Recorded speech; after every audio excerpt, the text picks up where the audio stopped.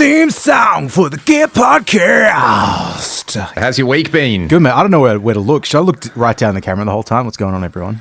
Eye contact. It's important. Mate, I'm doing all right. I've got a new camera, as people can maybe see. It looks slightly better than the Logitech webcam that I've been using for the last couple of years. Yeah, mate, we're probably rocking and rolling with the same thing that you use. So, mate, that's the biggest news in my life. Production values have skyrocketed on the Gear Podcast. We've sold our souls to Canon so that we can look okay on the internet. Yep. Not bad. Actually, I got to see you on Monday night, Troy. We went to a gig, didn't we? We sure on a did, Monday mate. night in Perth. You want to tell us about it? Tim Ripper Owens was the gig, mate. So I'm really confused as to where I'm supposed to look. I'm going to look at the little screen and I'll move on from now because I like to look at myself. But no, it was Amplified Bar, you, me, Cam, fun, heavy metal tunes. No, it was all happening, mate. I bailed about 10. How much longer did they play after I left? Maybe 20 or 30 minutes, yeah. Yeah, it was cool. They were good. The band was awesome. I was pretty impressed with that. Like the whole thing was cool, but yeah, I was tired and I'd worked all day and I wanted to go to sleep, so that's what I did. So Joel McDonald on guitar, and then Foya, who's a friend of mine. They're both buddies of mine. They're both amazing Sydney-based guitar players. Joel's brother Jordan was playing drums, and he's sick as well. Like, he's great, man. Hits hard, like so hard. That was so. The drum solo was almost like funny when he was just like bashing the kit so much. You could see everyone just being like, I wouldn't know. That was the time I thought, you know what? Do I want to watch a drum solo tonight?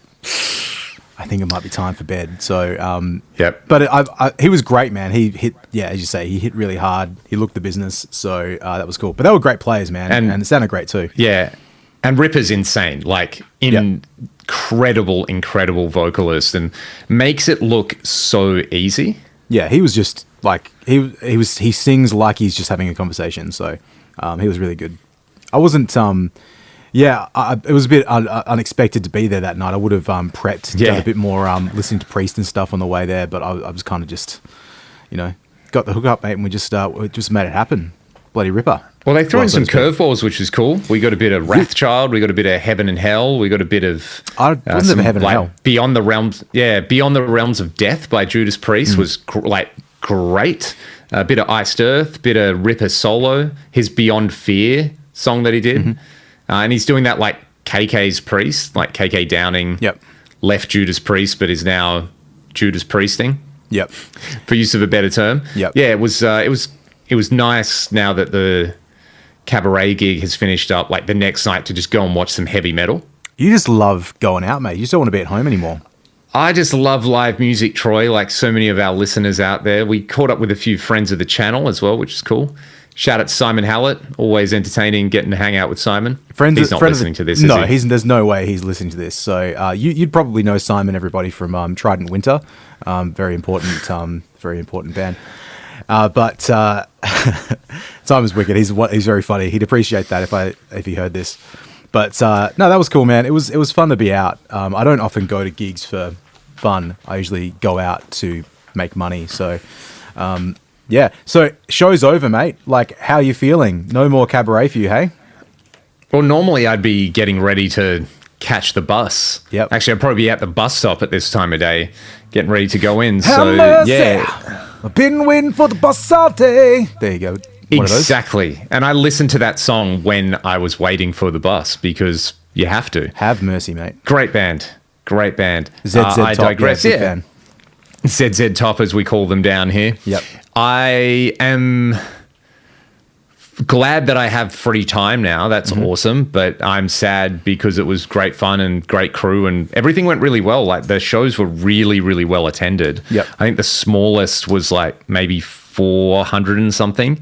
And yeah, they were getting like 750, 800 in multiple times a weekend for like 6 weekends in Perth, which is a lot for some niche artsy entertainment. So yeah, it was awesome fun. And yeah, we had like a bit of an after party on Sunday and, rode the mechanical bull, which I'd been waiting 6 weeks to do. Where was it? Just all these things. Where was it? So at Ice Cream Factory, they've got like a VIP area and they've got a mechanical bull. So everyone had a shot. And what does Have the you I stand for? Ridden a mechanic? The I. Anyway, I enjoy that reference. There you go. Yeah, so it's been good. The Melbourne Guitar Show's this weekend, so I'm pretty pumped about that. So when are you leaving? Hopefully I'll get this episode up before the show, Mate. so everyone can know to come and say hi. I will bounce this as soon as we finish. I will get that to you. You know what? I didn't ask you, mate. This video file could be massive. I don't know how to deal with that. So, Awesome. hey, mate. We'll live. NBN, it'll be fine. Exactly. So NBN is not a shortening of my name. It stands for something else. So, yeah. So anyway, Well, Troy, you are often described as the 6th famous NABBA band in the world. We won't name any of the others, but people can do their own research. But yeah, that was Melbourne something Guitar I found Show. out as well only a couple of days ago. Anyway, go Yeah. on. So Melbourne Guitar Show, when are you heading off, mate? Friday afternoon here. So I get in on the Friday night, and then I've got a few presentations and workshops on the Saturday and the Sunday. I've got something through AMA, who are running the Melbourne Guitar Show, and then I've got a few things with Fender, which is pretty cool, getting to work for Fender, because guitar is Fender, basically. You know, they're the big dog. I think So doing a few things with I them. think I've heard of them before. I think I've... Do you own a Fender instrument, Troy?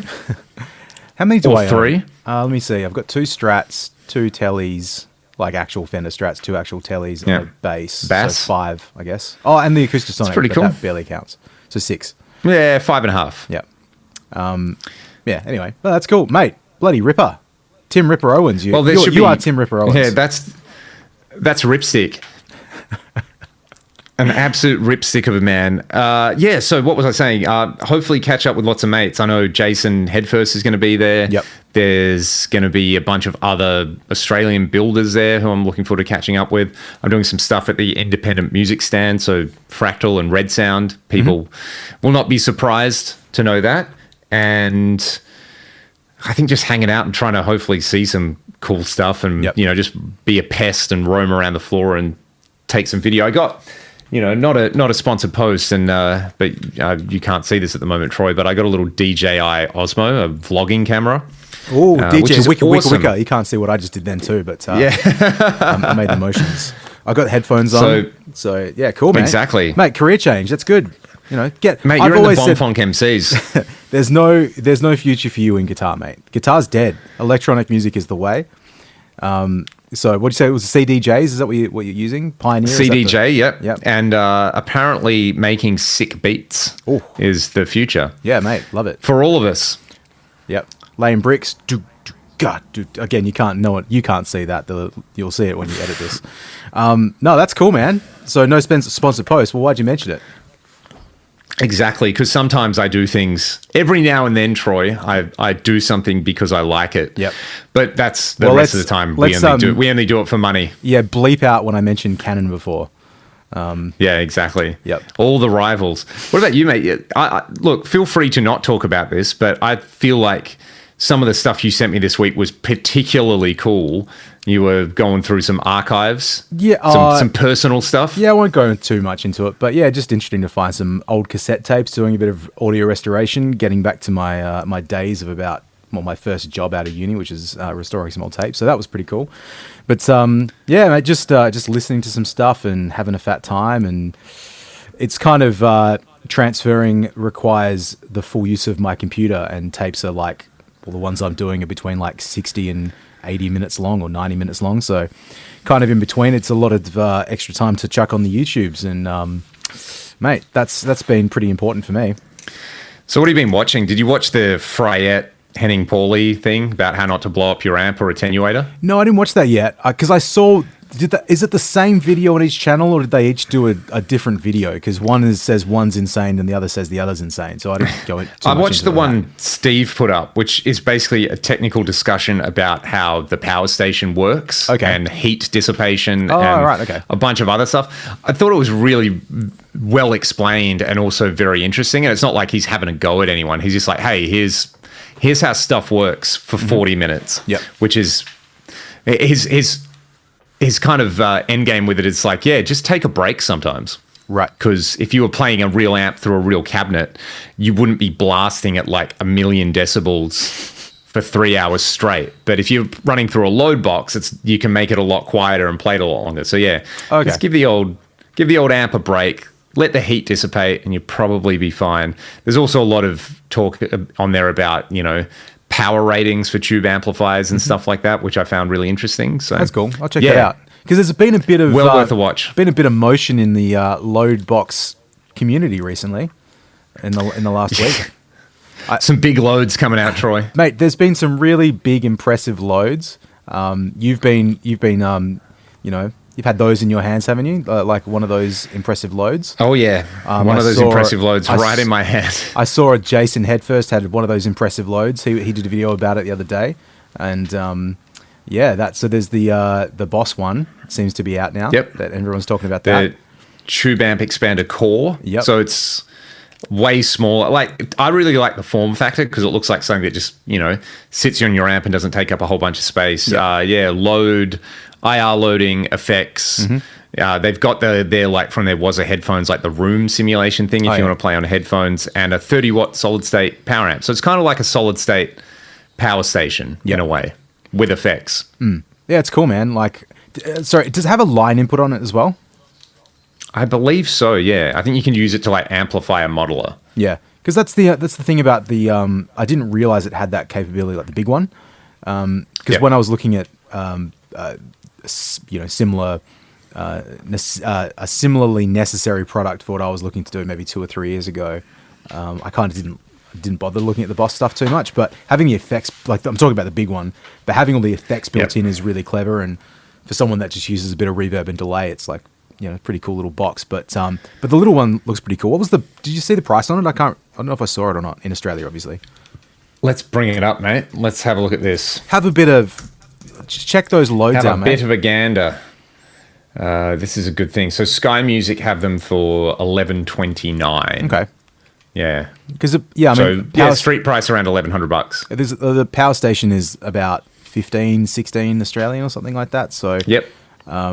It's all. Yeah, these are Australian dollars. Don't freak out. Don't think it's that many American dollars, which I often run into. And it's like, oh, it's a few $100. And people are like, oh my God, that's a ripoff. It's like, yeah, Australian dollars. That's what we're talking about. Yeah, dollary dues is what we call them over here. So exactly. The official exchange rate. So yeah, mate, that looks really cool. And then obviously Two Notes released a new reload, which is quite interesting. Yeah, well, I saw this and immediately thought of you because you've been using a reload for years, hey? Yeah, I've got the reload, the original reload. I bought that in 2016. I probably mentioned it a few times, but I'll talk about it again because it's a cool box. But when I started to do more work in my home studio, by my home studio, I mean my mum's home and my studio that was in the front room. Yep. And that's before I moved in here. And it was sort of but like I was working in a different studio for all of the tracking side of things. And I used to mix on the SSL console whenever that was possible, whenever there was budget to do that. But, it's expensive to be in other people's spaces. So yeah, smaller rooms were cool. Yeah. But then I started to do more tracking and like bits of vocal tracking and guitar overdubs. I've got all these amps as well. And I thought, well, what can I do for to be able to record efficiently, quietly in a smaller space? And so yeah, that's what sent me off on a bit of an impulse response, IR, whatever, silent recording sort of a thing. So at the time, before I'd looked at that, I was going to build an ISO cab, which, do you remember that? I actually went out to Mandurah, so from where I live, it's about an hour to drive out there. Someone was selling a gigantic rack case, like probably, I'm talking maybe a bit taller, maybe almost the size, not quite, but imagine 1.5 like 4x12 cabs in height. Yep. And so quite tall, quite wide as well.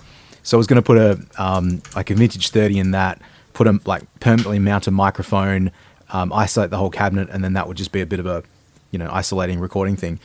And I went to this person's house to buy it in my Toyota Camry, and just could not maneuver the box in there any which way possible. So I was really keen to get it, and I think he wanted $100 for the thing. I reckon I gave him, either paid for the whole thing or I gave him half, and I said, look, I'll be back another time. I'll bring a friend with a bigger car and we'll grab it. And I just never went and got it, so I wasted $50, which is a bit of a bummer. But it's kind of lucky I did, because I mean it's that I feel like that sort of cab isolation thing. It's not really a thing anymore. Like I guess people still do it. I know Tojdb has the Grossman. Is that how you say it? The Europeans have. I believe so. Yep. Yeah. The Europeans say it way better, but that's featured in all of his videos. And there's a couple of other channels I've seen where people use them. And it is a really cool solution, but I think like the IR thing for like one problem in a recording scenario is it is an unnatural space to put a microphone in. So at least you're always making compromises. So, you know, an impulse response is a static, you know, impulse of a sound. So, and it's digital and some people don't like that. So, you know, it's give and take with everything. But the reload, that was at the time, there was like the two notes, the two notes torpedo, like the studio or like the big one. There was the Rock Crusher from Rivera. I remember, you talking about the Rock Crusher and the reload and a few other things. The Rock Crusher was really like highly recommended to me by a friend, and they all ended up being about the same price. But I think with the Rock Crusher, the one of the cool things is it has the little graphic EQ, so you can sort of, I mean, their what do you call it, like their demos of it say like, oh, you can get any speaker sound by just tweaking the graphic EQs and it's going to sound like a Greenback or V30, which is only like, I mean, I don't know about that, but is it an analog speaker sim? It's not a speaker sim at all, I don't think. I'm fairly certain it's just like well, maybe it is. It must be some sort of, I can't remember how it works now. I just remember the graphic on it. So, but I'm certainly there's more to it than just that. So you have to look it up. But anyway, it was cool. But I'm going to do that right now, Troy. So the options were really limited. So that was, I ended up getting the two notes one because it has talking about the original reload, but it had a reamper built into it. It had a DI built into it, and then the load box, obviously, and it comes with a wall of sound. And you can also use it as an amp attenuator. So it's kind of like a 4-in-1 sort of a thing. So it was really convenient. And I did a lot of, probably for about 2 years, I did quite a lot of work with it because this was before I moved into this space. Like when I came here, the necessity of that became significantly reduced. At least I could mic a cabinet because I've got a whole room to do that. But I've used it as an attenuator for a long time. With my like my KHE rig, the KHE switcher, there's an attenuator like loop, so it comes like post amp output feature. And then pre speaker. So the other the Delise, whatever that one is, that had a similar thing in it. So it's kind of a common thing now, I think, in amp switches.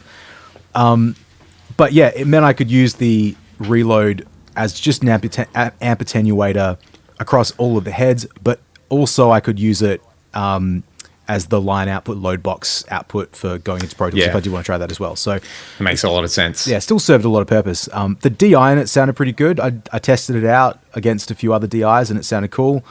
The reamper sounded good. There wasn't really anything bad to say about it. I tried for a little bit to use the reamper in conjunction with another reamp box, and I sort of ran into a bit of problems with noise and whatnot. But you know, it was, things got a little silly for a little bit there, and I didn't end up pursuing that so much. But yeah, so the original one, it's really cool. It's been removed from my rig for the last maybe 4 or 5 months since I got the power station. Which I haven't really done an A/B between the boxes, so I still don't really have a preference. I'm not saying that like the cool thing about the power station is I haven't tried it yet as a pure power amp for the synergy stuff, and that's something that I'm really keen to try as well. So there's a possibility I might just take that out of the loop, go back to the reload, and then just use that as a power amp. So I know the two notes actual reactive load is not accurate to anything like speaker cabinets, what I'd call like a bathtub. The Universal Audio aux is the same, where there's not an inductor in the circuit. Oh, okay. So now with the Reload 2, they've come out with the marketing of like Celestion approved load response.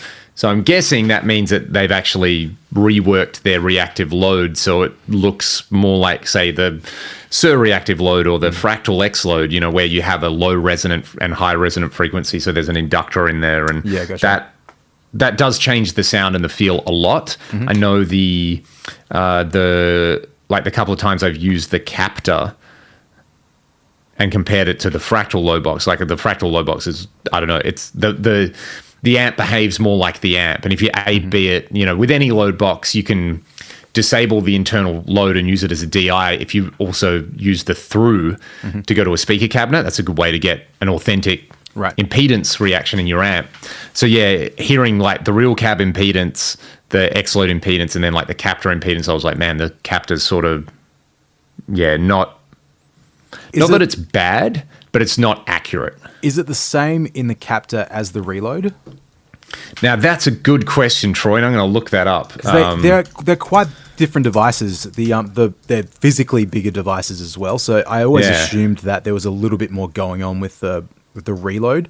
Because the extra size and mass doesn't really account for because the captor X that I have just runs off a wall wart or like a pretty simple 12 volt input or something. I don't know what it is, but it's this is like a full 240 like big beefy transformer as well. So maybe that's all it is. I'm not certain, but there's a post from Two Notes on a forum saying the Captor Live and Reload share a very similar design regarding the load box. So yeah, okay, I imagine they would basically be the same thing there. So that's interesting. Yeah, interesting. The what was I going to say? Yeah, the Celestion. Not that it's a bad thing, but it's also not.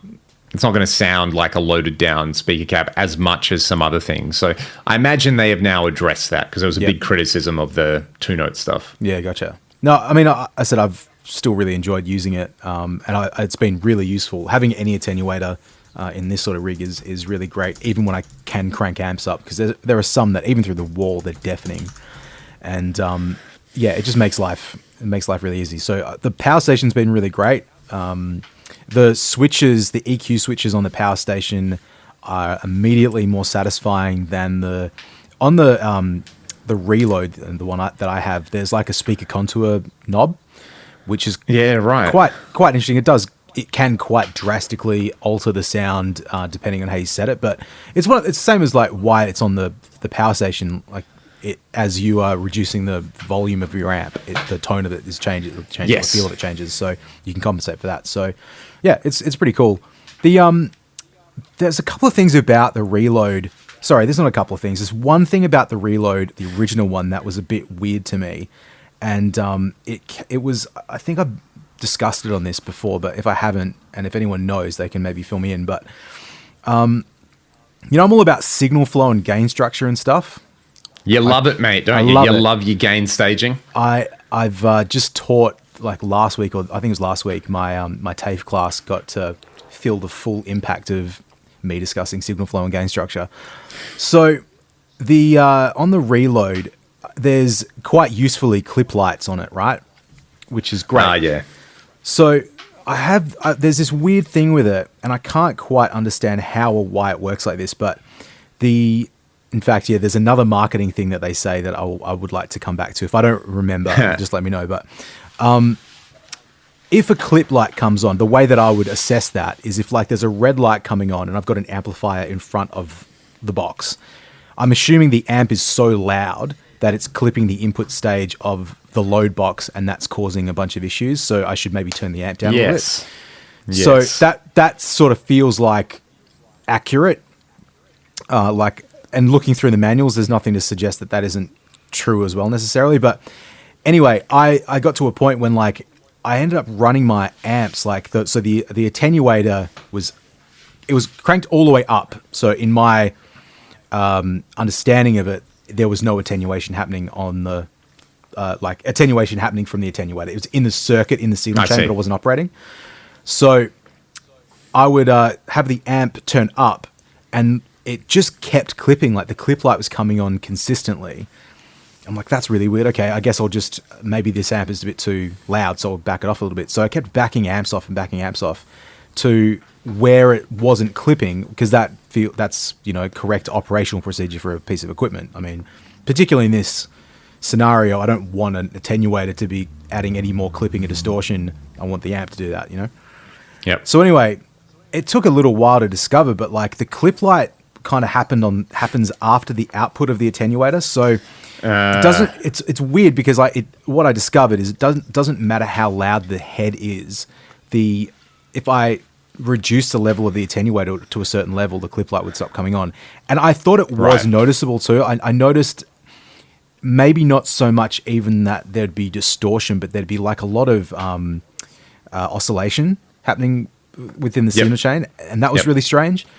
So yeah, I try to look around a little bit because to my knowledge, and again, I may just be reading this incorrectly, but the Reload, and again, I'll just say this is the one that I own, it doesn't have a power amp in it. It's just a straight up, it should just work as a like reactive load. But I just can't quite understand how they interact in a way that the output stage is causing no clipping, but of an amp is not clipping the input, but the output stage of the box that doesn't have any like, you know, extra amplification or anything is like, it shouldn't have any gain in it. So, or any amplification. So yeah, it's just really kind of weird, man. And if I'm misunderstanding that through the manuals, then I'm happy to be wrong on that. But I tried to find some forum posts and nothing really kind of came up. So yeah, I don't know, man. It's a bit weird. Just quickly, interesting. What I was going to say about the new one, because it has the Reload 2.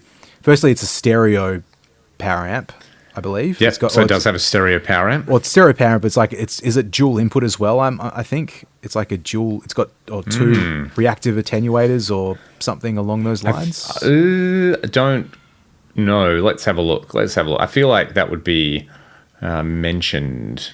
I feel like it's probably just like a single input, but then you've got a stereo effects loop and stereo outputs. Double check that, because I don't know if that's true or not. I may again have just misread the twin channel operation with selectable line and amp sources, 2 independently controlled cabinet outputs, 2 independently controlled line inputs. Line outputs. Okay, but nothing about the amplifier input. And is there any pictures of the back of it yet? Let's have a look. There is. Yeah, they've got a whole website. Oh, so, do they? There's bloody professionals over there. From amp, there's a single input. So yeah, it's mono in, stereo out. So yeah, anyway, I did see one thing, because like it keeps boasting the like 200 plus watt power amp, but pretty sure that's into 4 ohms. Into 4 ohms. Like, I mean, you go basically halve that depending on what impedance you work at. 120 watts into 8 ohms. Yeah, so which they do list. This is the fine print, kids.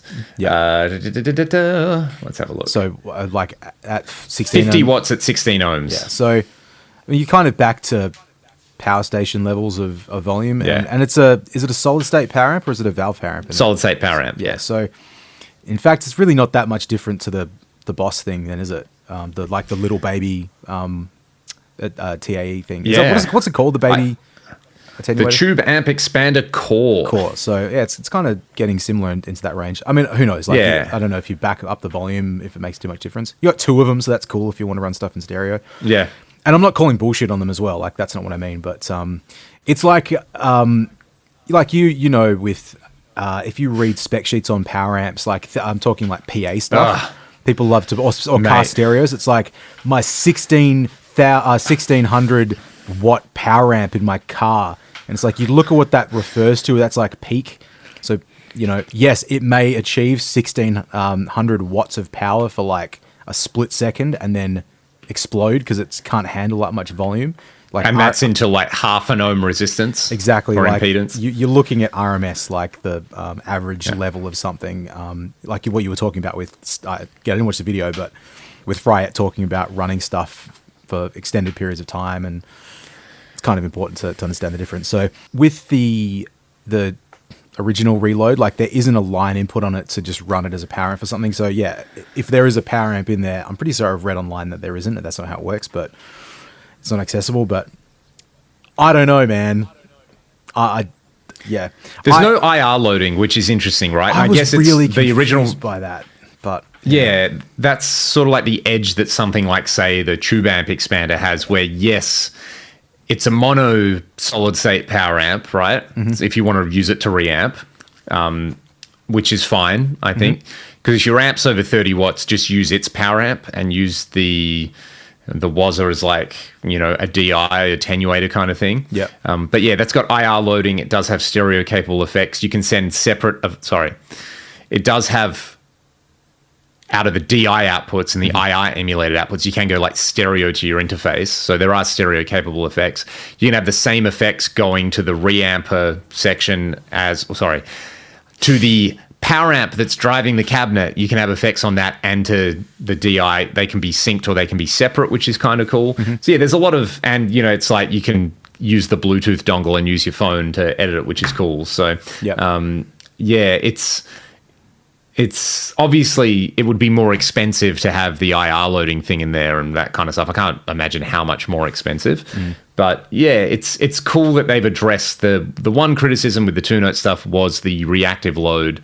When you look at the impedance curve, it's like a bathtub versus, you know, the Sir reactive load, the Fractal X load, a bunch of, I think, like the Red 7 load, like they're more like an actual cabinet where you have a distinct, like, low-end resonance and high-end resonance going on, and the feel is noticeable, whether you like it or not.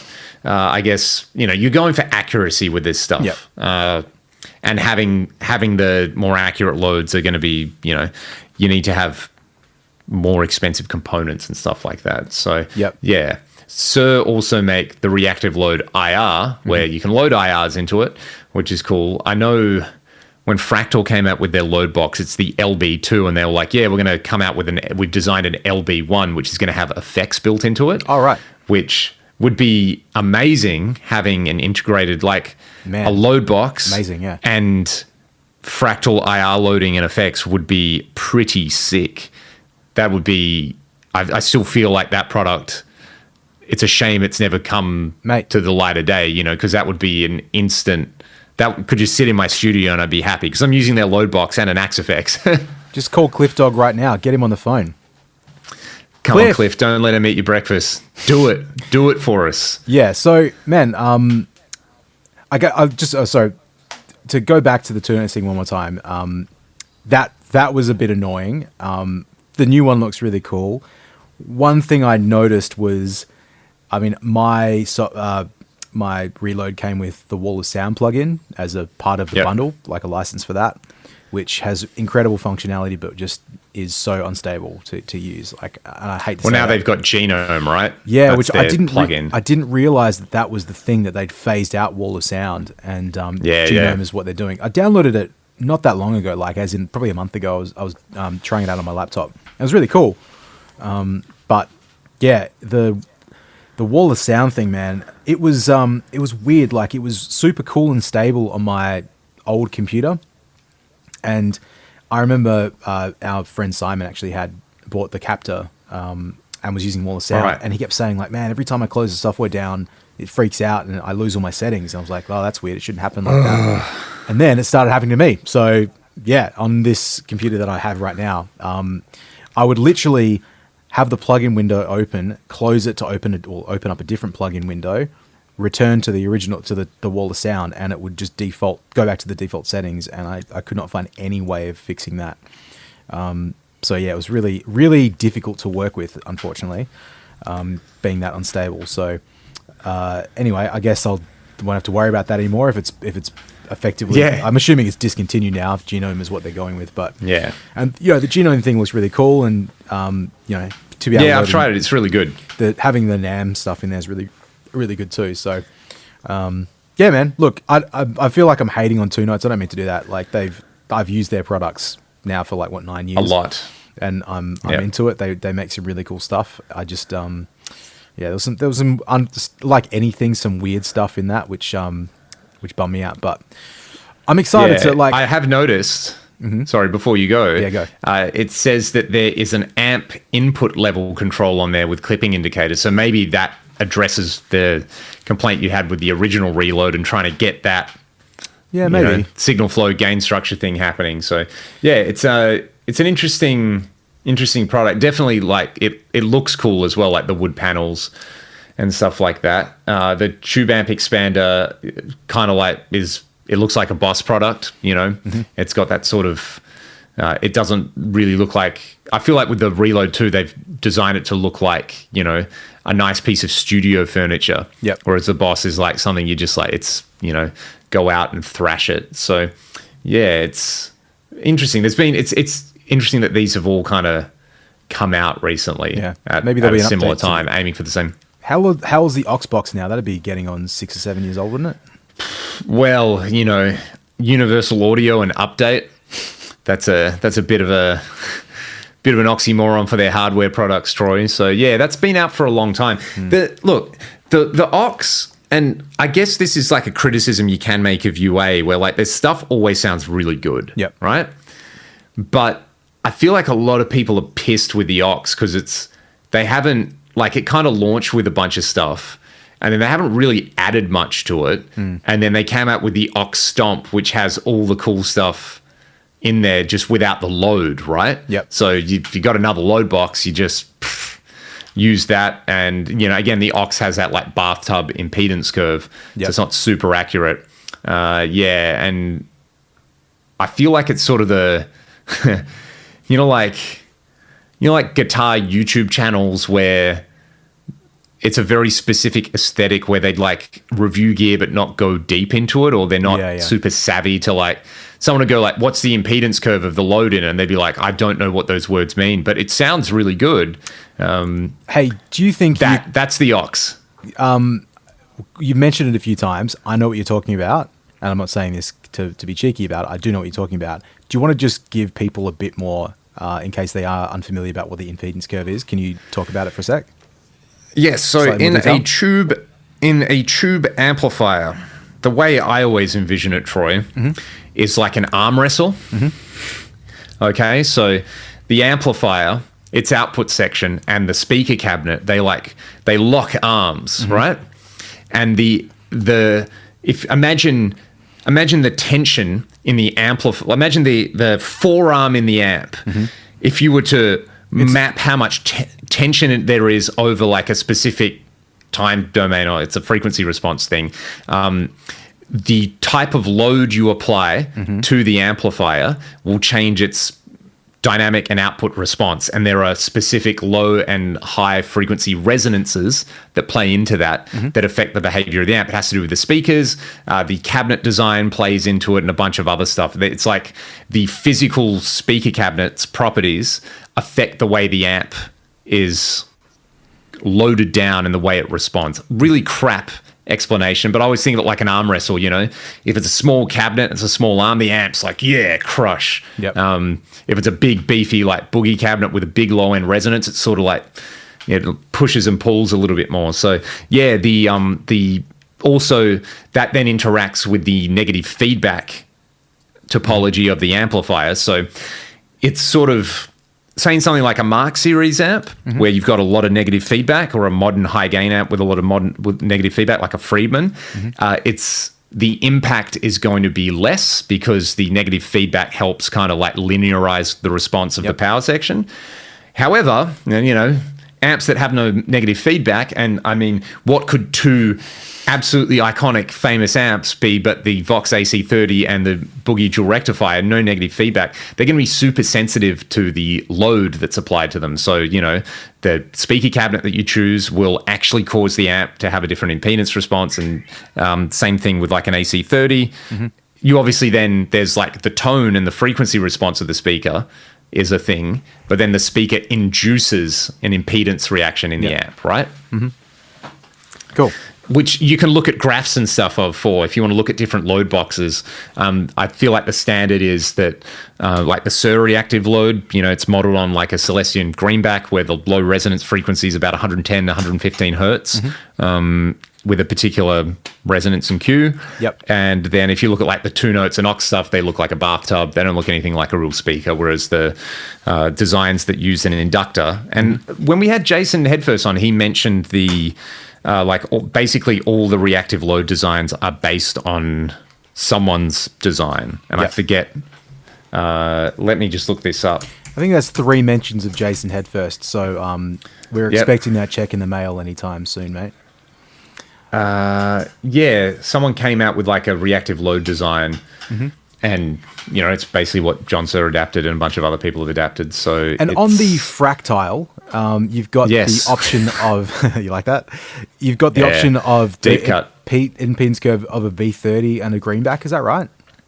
I think it's a more of a like Marshall cabinet and then a Fender cabinet. Oh, So okay, there's a so- US and a UK. Right, And my bad. the US one has a much lower resonant frequency. Mm-hmm. Even then, I've seen some measurements where I think the low resonant frequency for the fractal one's around 98, 100 hertz. Okay. So it's a little bit lower than a typical Marshall speaker, a little more in line with like maybe like a Recto cab or something. Right. But it still sounds good. Yeah. It's funny You too. know, it's still got that like correct speaker cab behavior, authentic speaker cab behavior, for use of a better term. Yeah. It's really interesting to think that, I mean, the IR side of things is so it's I don't know where you go from where that is now, like the way like how you can improve the technology of that side of it, like the digital capturing of it, but Yeah. if there's another really integral part. So like, yeah, if you've got the impedance curve of a greenback in the cert, like for example, that's cool. But if you want to use like a Nico Blue, or you want to use a V30 or something, like there's kind of no way really of being able to model that across every or that and the cabinet as well, like the cabinet size, design, whatever. That's kind of an impossible thing to really do in digital, isn't it? Maybe not in digital completely, but there is still It's interesting, right? So Yeah, go on. Yeah, the impedance behavior, if you're going to build it into a digital modeler, it needs to be in the amp block. So Yeah. Fractal do it, Yeah. and they let you select different impedance curves, and there's lots of them.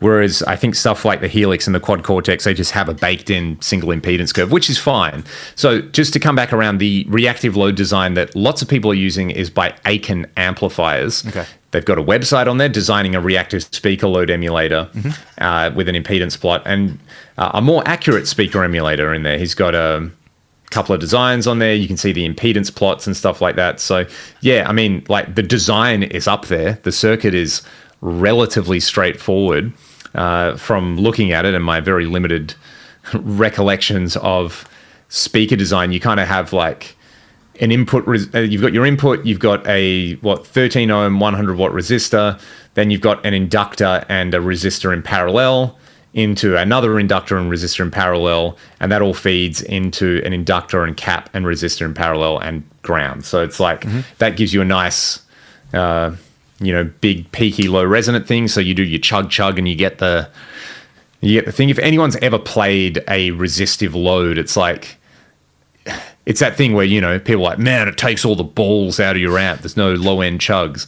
Because it's true. It's totally flat. There's none of that dynamic response that you would normally get out of a tube amplifier loaded with a speaker cabinet. So, Yep. yeah, the Aiken amps design is really cool. That's the one Jason mentioned. Yeah. So just to go back a half step. So if you, like in the Fractile, again, if you can model that, if you were to take not line output, if you could take the speaker line output of your amp and you run it into a Yep. box, and then that box runs into the AXFX to model that side of it, isn't there still an interaction between the load box and the head, or the head and the load box, that is always going to be inherent, so that you, like, even though the impedance curve may be modeled, it's still kind of baked in at a certain point in the signal chain?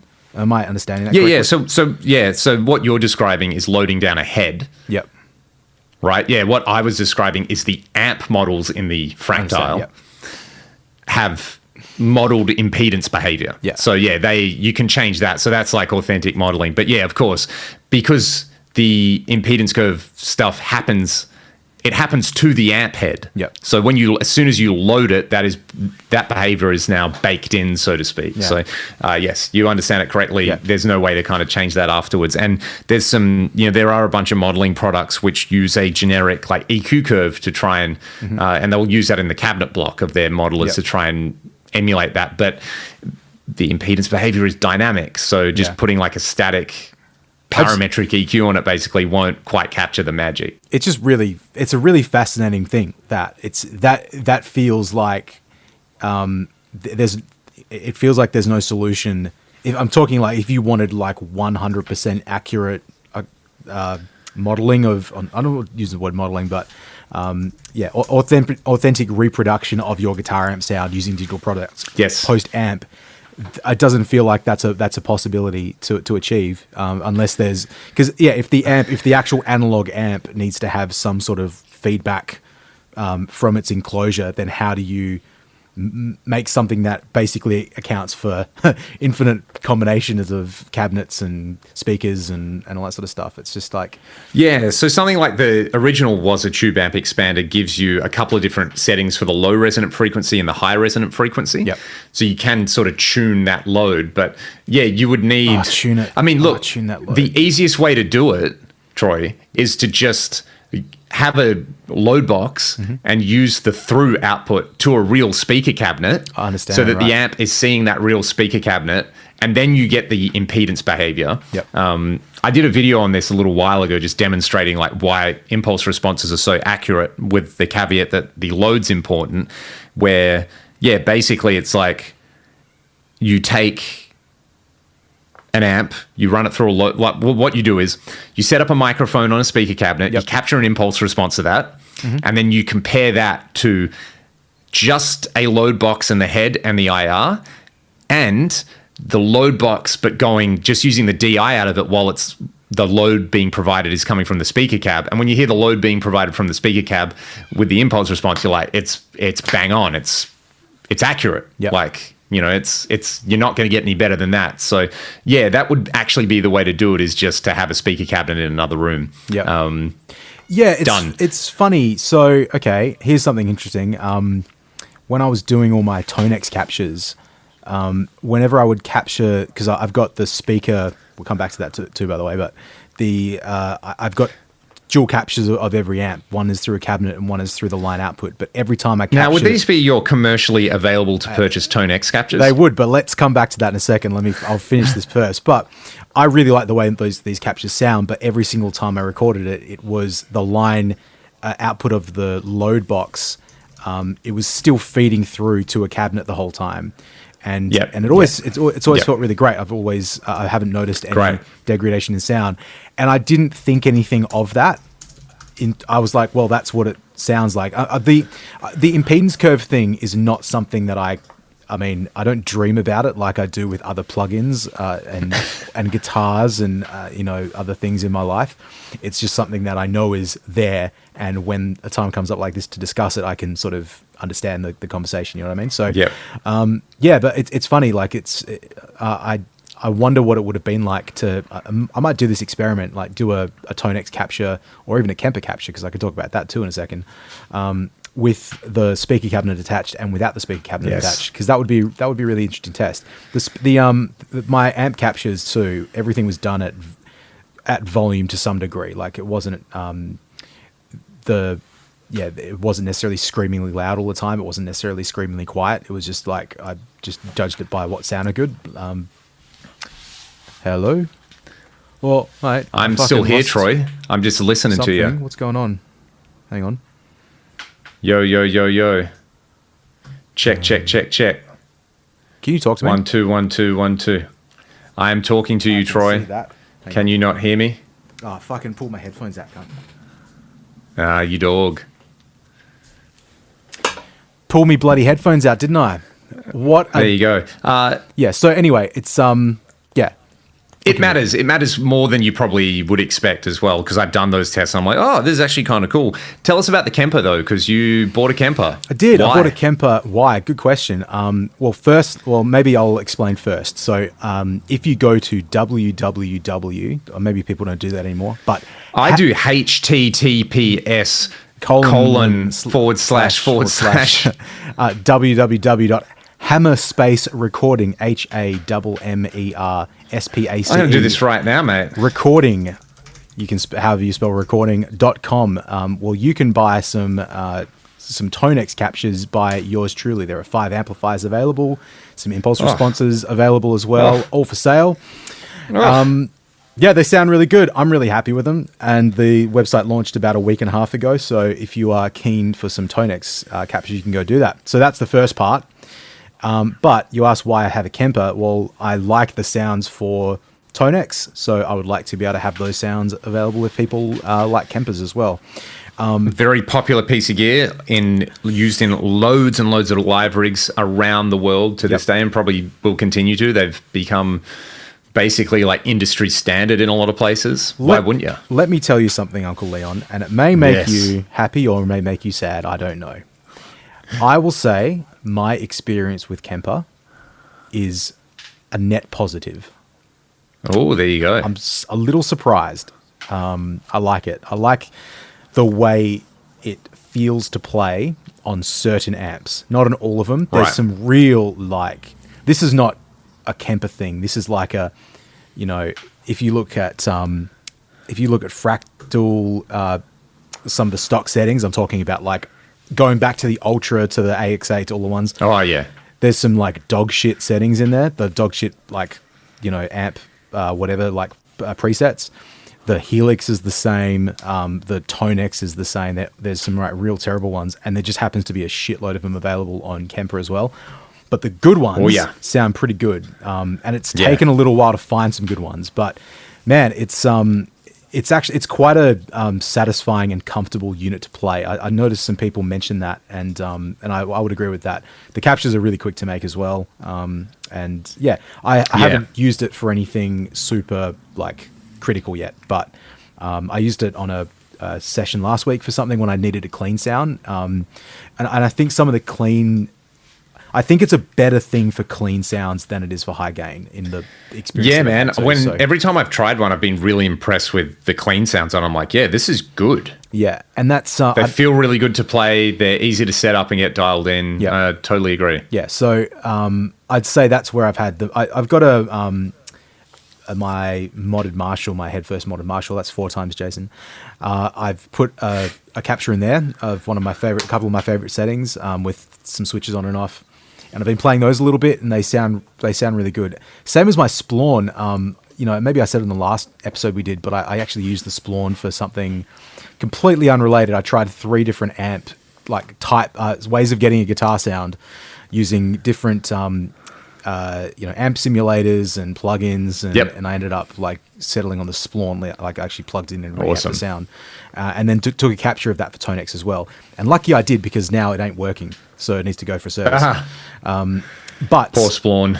But playing it, man, it's quite easy through the Kemper, and I've quite enjoyed it. So yeah, good unit. I'm gonna leave that plugged in. I'm not sure if I'm gonna mount it in the rack, because I might find some use for it when I do sessions downstairs in the other studio. I think it'll be quite a useful unit for that. So man. It's a really good box. Some of the high gain sounds I'm pretty dubious about, but maybe that's a personal taste thing.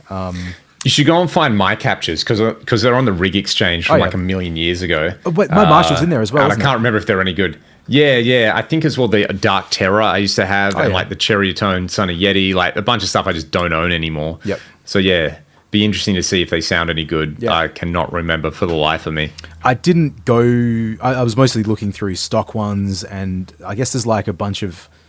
I'm assuming they're free samples or something from some of the more popular creators. Like I got some Michael Wagner ones that just popped up. I'm like, well, that's cool. Oh wow. To hear like his MP1 and be able to play through that sort of. So yeah, but no, it's been good, man. So I haven't gone through to capture everything yet. I've been really busy with projects. I've thankfully wrapped up a lot in the last week. I've finished a lot of projects, and so have a bit more time to delve, not 100% into guitar land, but start to get a little bit more involved. And it took a little bit to work out how the Kemper worked. There was some quirks on it that I don't love the rig editor thing. There's just a few things that are like, oh, it's weird, but we're getting there. I do really like Tonex. That's I wouldn't say it's like that's your jam. Well, maybe it is my favorite. I think it sounds the most satisfying to do a capture of and be like, yeah, that's what I wanted to hear. So I've still quite enjoyed that. So doing that. There's a few things that I want to explore. Like I want to explore the NAMM profiles. I did that a little bit, but again, I haven't gone fully psycho into it yet. And yet, because these things will require time, man, as you know. But yeah, if you have Tonex and you want to support me specifically, not Leon, But Fuck that guy. yeah, just come to the website. I've got an Instagram and a YouTube. I've got demos on YouTube. Yeah, I've got a YouTube account now, mate. Can you believe There that? you go. Go and watch the demos. I love it. Go and make some. You're a content creator, brother. Well, I haven't officially finished anything. I bought this camera. Okay, I was meant to say this story when we started this episode, but let me just set the scene for you, mate. So I was sitting at the studio. I bought this camera and I came back to the studio late one night. I thought, I'm just going to mess around. I'm going to mess around with this camera, learn how to use it. And so I'm sitting here. It's late. It's about 10:30 at night, and I just hear like a bit of a like a bit of tapping. You know, like what's going on? That's a bit weird. And as I thought I'll put my shoes in. I'm on a second story here, so I think I'll just go quickly peek out the window and see what's happening. Get my shoes on, go to the storeroom, like open up the curtain. I'm about to have a look, and all of a sudden I hear the front door open. I'm like, what the fuck is going on? So I'm thinking, well, I'm going to get attacked. All my stuff's going to get stolen. How am I going to explain this to my family? I might not be alive.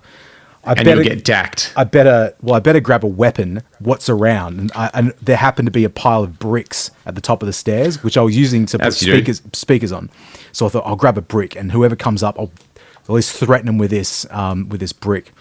So I'm like ready to attack, and all of a sudden I hear footsteps up the stairs, and then I just see a big mop of hair, and someone looks up, black eye makeup, and it's motherfucking Leon Todd holding a VHT pit bull in one hand, and like, oh hey man, and me with a brick, like just about to like bash his head in. So mate, I wasn't expecting you to pop in when you did. You weren't expecting me to be there either, and well. We almost had a lot of people will be disappointed to hear that you did not, in fact, cave my skull in. Yeah. So I feel like on that note, we cannot top that at all. All I will say is, just so we can get it in 5 times, is I'm looking forward to seeing my friends, including Jason Headfirst, at the Melbourne Guitar Show this weekend.